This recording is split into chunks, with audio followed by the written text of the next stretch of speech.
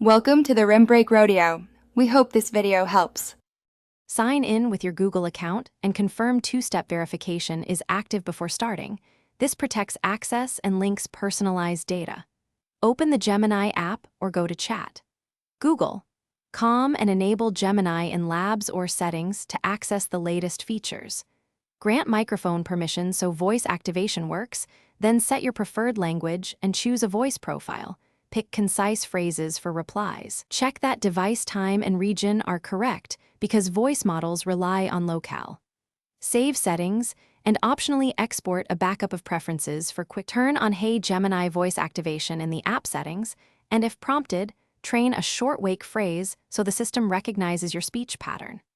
Adjust mic sensitivity and enable noise reduction to avoid false triggers when you are in a busy or noisy room. Link Bluetooth headphones or smart home devices for hands-free responses and multi-device sync. Test on one device then the next.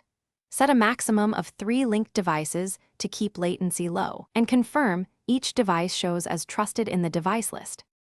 Decide whether Gemini will save voice interactions and choose an automatic deletion window, such as 3 months or 18 months, to control data retention. Review privacy toggles and disable model training sharing if you do not want your interactions used to improve underlying models. This preserves more privacy.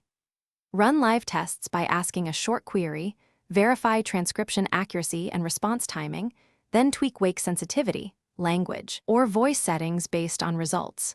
Finally, document your final settings and note any updates so you can replicate the setup later.